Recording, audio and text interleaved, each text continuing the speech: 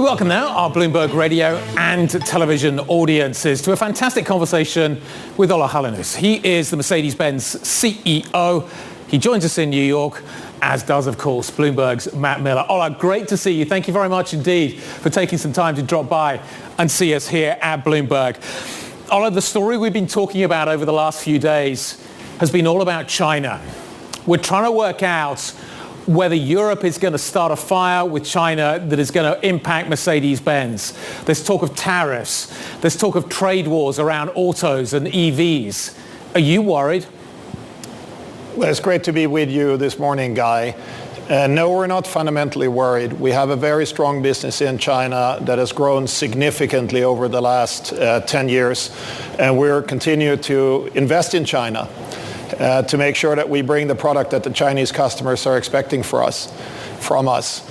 I think it's important in these types of discussions to not forget what has made us so successful over the last decades. It's been opening up markets, free trade, free competition, but also a level playing field.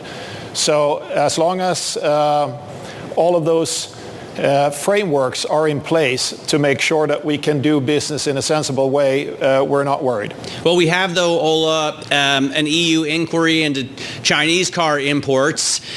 Don't you expect Beijing to react with countermeasures?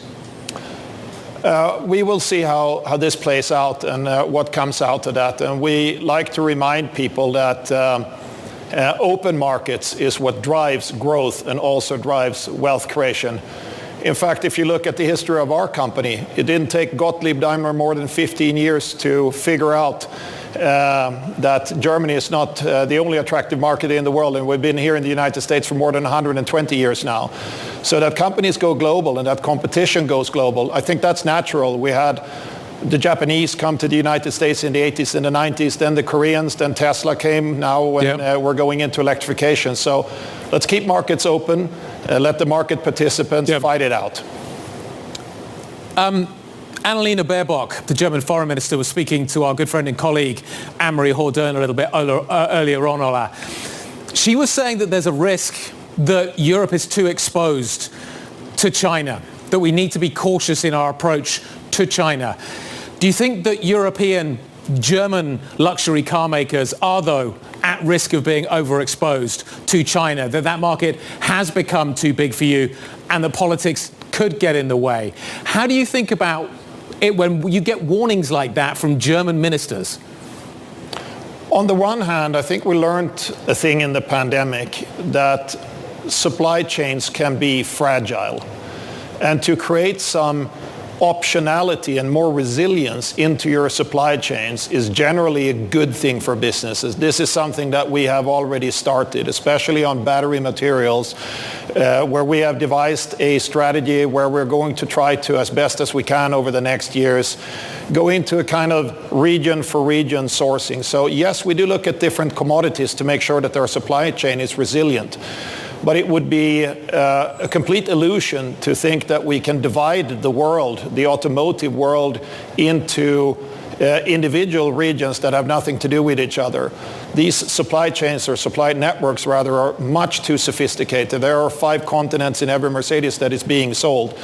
And that is the strength of market economy, that the invisible hand of the market figures out what the economic optimum is. So supply chain resilience, yes, but keeping the markets open and the market working, I think, is even more important. You have a strike going on here in the U.S. Well, not you. The UAW is striking on Ford, GM, and Stellantis. You have production here in the U.S., doesn't have UAW workers, but you still got to be prepared for supply chain issues due to the strike. What are you expecting now, and how do you expect it to affect your business? We don't expect any major impact on our business. And of course, Mercedes-Benz doing business in more than 150 countries and have operations in all major economic regions. We try to make sure that we're competitive, that we're an attractive employer. But at the same time, we're in transformation. The auto industry is getting more competitive, not less competitive. So whatever pressures we have on cost is going to have to be made up in productivity. So I think we have to be very mindful to keep the gain on productivity up and make sure that we don't have costs that run out of control. But don't you expect, Ola, if they get a 20-25% increase at UAW plants, you're going to have to raise your price, your pay at some point in Tuscaloosa as well. Otherwise, you're going to lose workers to plants up north. We have been in the United States, in the southeast of the United States with our plant in Alabama and also our commercial van operation in South Carolina now for, in Alabama, more than 25 years, almost 30 years.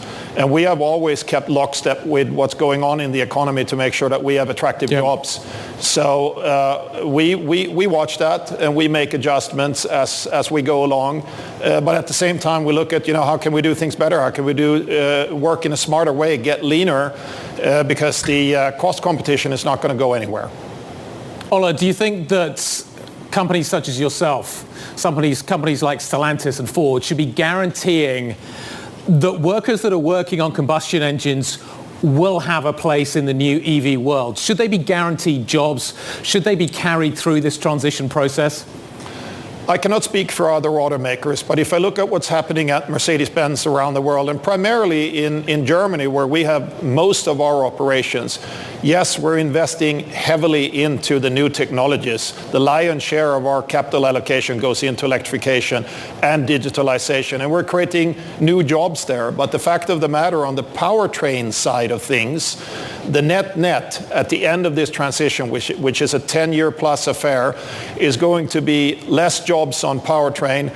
On vehicle assembly, it's about the same, but we will use demography over this 10-year plus period, our demographics, to make sure that we can get into a position where we do this in a sensible way. Ola, I drove recently the EQS. It's an your electric SUV. Obviously a very luxurious product as you move even more upscale. At the same time, the Tesla Model X and Model S are getting kind of long in the tooth. If you have lost customers to Elon Musk, are you gaining them back with this new push into, luxury electrics? What we have seen with the EQS and the EQE, both on the sedans and the SUVs, and here you have some extremely high-tech, luxurious products. We didn't make carbon copies of our combustion equivalents, but really tried to create a complementary offering. And yes, we have a lot of conquest customers coming into those vehicles. People that maybe didn't look at Mercedes before that goes like, wow, Mercedes is going electric. This is interesting for me. So far that plan is working out quite well. Matt, I have to say, you got a big smile on your face. You look like you're enjoying driving that car. Is it as good as a nice engine? Are you a convert yet? I've been tracking Matt's history as he's worked his way through this process. You know what? I'm wondering if we're there yet. This is the one electric vehicle that may be able to win me over because of the pedal feel, because of, I hate to say it, I don't want to get flamed, but the fake sound, which I absolutely loved. It really felt like a big block more than an EV. And Ola, are you going for that? I mean, are you trying to make these electric vehicles feel like the luxury V8s that we long for? Of course, there's a different sound profile, but the way a car drives and rides, what you expect from a Mercedes, the safety, the quality, how everything just feels right. That is true for an electric vehicle as it is for a combustion vehicle. But for you, Matt, I got a special coming up next year. I know you're a big fan of the G-Wagon, the G-Class, and next year we're going to have an electric G. It's going to blow you away, promise. I am absolutely looking forward to that. As you know, I have had the V8 version, so I'll see what the EV version is like. This is a high bar we're talking about here, Ola, so I hope you know what you're doing here. That's a big promise for Matt. Final quick question. Champagne sales are beginning to falter. Luxury goods companies like Richemont are talking about the idea that even upper-end consumers are beginning to feel the inflationary effects. Is that going to be a challenge for you as well? Are you in that kind of bracket? Are you going to be affected by those same forces? Our top-end vehicle sales for the first 6 months of this year were very strong. But at the same time, you have to watch the macro picture. In North America and in Europe, we have higher interest rates. Those higher interest rates are probably going to stick around for a while. That affects the pricing of capital goods in terms of financing and leasing, and that's about 50% of our transactions. So we have taken a cautious view on the macroeconomic side. That is why we have guided for vehicle sales at around the same level this year as last year. Ola, great to see you. Thanks for stopping by to see us. We really appreciate it. I know Matt's looking forward to that. Is it G-Wagon next year? I'm very excited. I've heard him talking about it. So this is a big moment.